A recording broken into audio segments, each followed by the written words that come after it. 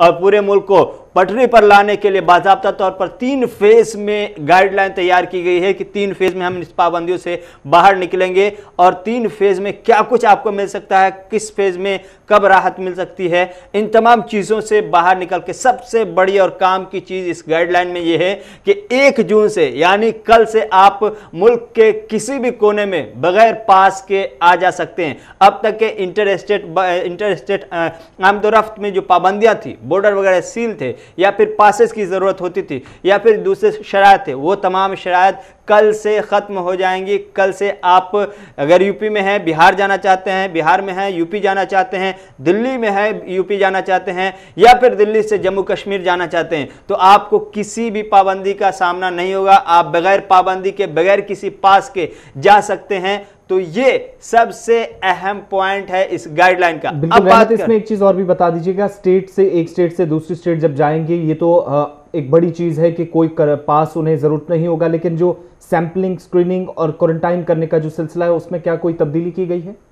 जी देखिए, ये स्टेट के ऊपर डिपेंड करता है। स्टेट की अपना रूल रेगुलेशन होगा।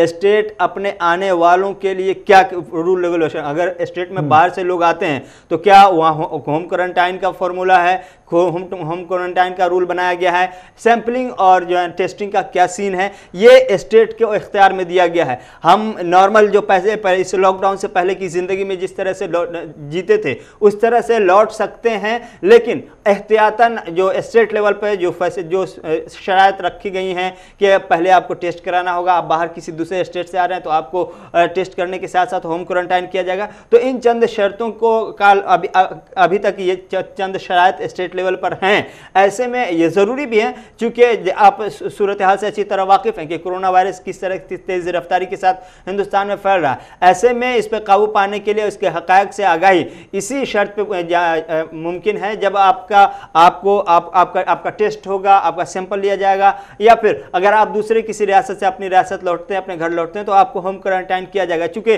सूरत हाल ऐसी है कि इसमें स्टेट लेवल पर इख्तियार दिया गया है कि रियासत अपने तौर पर जो गाइडलाइन बनाई है, रियासत की गाइडलाइन के हिसाब से उसमें फैसला लिया जाएगा। बिल्कुल, जो एक एसओपी है, स्टैंडर्ड ऑपरेटिंग जो एक प्रोसीजर्स हैं और रूल्स और रेगुलेशंस जो ऑलरेडी बने हुए हैं, उसके तहत दोबारा हालांकि सरकार यही हिदायत देगी और आज दोबारा इसमें पेशरफ देखी जा सकती है। थोड़ी बहुत तब्दीली आगे पीछे हो सकती है, लेकिन क्वारंटाइन का या फिर जो एक स्टेट से दूसरी स्टेट जाने का आपकी सैंपलिंग जरूर होगी। अगर आपके पॉजिटिव टेस्ट आते हैं, जैसे यहाँ से लोग कई दिल्ली से रवाना होते हैं तो जम्मू कश्मीर अगर पहुंचेंगे, श्रीनगर पहुंचने वाले लोग या जम्मू पहुंचने वाले लोग, सैंपलिंग होगी, स्क्रीनिंग होगी।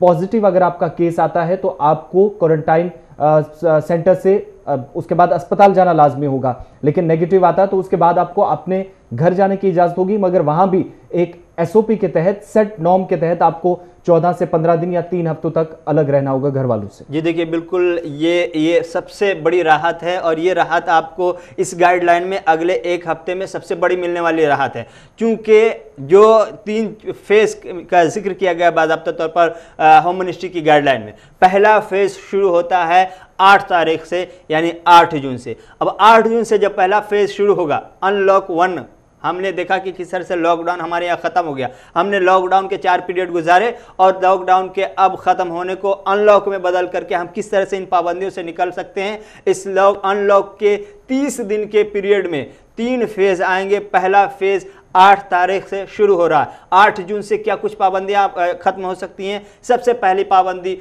जो मजहबी मकामात थे, मस्जिद, मंदिर, गुरुद्वारा, गिरजाघर, इन तमाम मकामात पर आपको 8 तारीख से 8 जून से जाने की इजाज़त मिल जाएगी, लेकिन इस पर भी चंद शराइत हैं। बाज़ाब्ता तौर पर होम मिनिस्ट्री की, हेल्थ मिनिस्ट्री की तरफ से इसके लिए गाइडलाइन जारी की जाएगी कि आप अगर मस्जिद में जाते हैं, मस्जिद खोलते हैं, मंदिर खोलते हैं, तो आपको क्या क्या करना ज़रूरी होगा। हर आने वाले अक़ीदतमंदों के लिए, ज़ायरीन के लिए, मुसल्लीन के लिए क्या कुछ शराइत होंगे। चंद शराइत के साथ इन इबादतगाहों को खोलने की इजाज़त दी जाएगी 8 जून से। एक दूसरा है कि शॉपिंग मॉल, खासतौर से बड़ा नुकसान शॉपिंग मॉल का भी हुआ है, रेस्टोरेंट का हुआ है। इन तमाम चीज़ों को 8 जून से खोलने की इजाज़त मिलेगी। ये फर्स्ट फेज़ होगा। फर्स्ट फेज़ में मजहबी मकामात, होटल, रेस्टोरेंट, शॉपिंग मॉल, इन तमाम चीज़ों को खोलने की इजाज़त होगी, लेकिन हेल्थ मिनिस्ट्री की तरफ से बाज़ाब्ता तौर पर एक एसओपी जारी की जाएगी कि कैसे आप खोल सकते हैं। इसके लिए क्या कुछ शराइत है, उन शराइत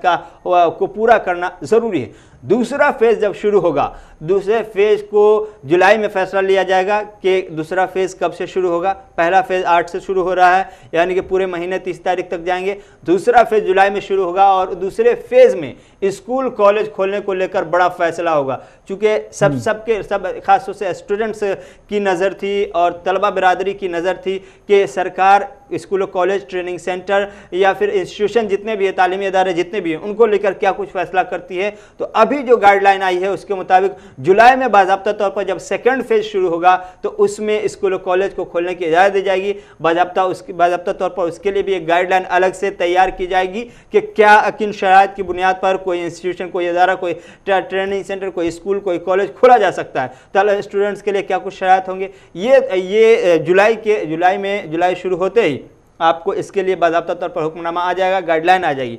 तीसरे फेज में जो सेकंड फेज की सूरत हाल होगी, उन तमाम सूरत हाल को, फर्स्ट फेज, सेकंड फेज, इन तमाम सूरत हाल को देखते हुए बाज़ाब्ता तौर पर एक नया रोड मैप तैयार किया जाएगा और उस रोड मैप में जो छूट दी जाएगी, जिस पे फैसला मुमकिन है, वो फैसला होगा इंटरनेशनल फ्लाइट्स को लेकर के, मेट्रो को लेकर के, सिनेमा हॉल को लेकर के, जिम खाना को लेकर के, स्विमिंग पूल को लेकर के, बार को लेकर और असेंबली हॉल को लेकर के और मजहबी जो इज्तिमात होते हैं उन तमाम को लेकर के जो सिचुएशन सेकंड फेज में होगा उसको देख करके बाज़ाब्ता तौर पर फैसला लिया जाएगा थर्ड फेज में। तो इन तीन फेज की मदद से हिंदुस्तान को इस पाबंदियों के दौर से निकालना है और पहला फेज 8 जून से शुरू हो रहा है। इसका मतलब यह है कि जब हम आज बात कर रहे हैं तो मई का आखिरी दिन है, आज मई के आखिरी दिन में आपको अभी जून के 8 दिन और गुजारने होंगे। लेकिन थोड़ी सी इसमें राहत यह है कि अब आप एक स्टेट से दूसरे स्टेट जा सकते हैं इस 8 दिनों में। बकिया जो आपको राहतें दी गई हैं या खोलने की चीज़ों को खोलने की इजाज़त दी गई है वो 8 जून से शुरू है, यानी फर्स्ट फेज 8 जून से शुरू, फिर जुलाई में सेकंड फेज आएगा। उसके बाद सेकंड फेज का जायजा लेने के बाद थर्ड फेज की डेट की तारीख का ऐलान होगा और तारीख के ऐलान होने के साथ साथ ये भी मिल जाएगी खबर कि किन चीज़ों को खोलने की इजाज़त दी गई है और कहाँ क्या कुछ पाबंदियाँ रहेंगी। इस बीच सबसे अहम पॉइंट ये भी है कि कंटेनमेंट जोन को कोई भी राहत नहीं दी गई है।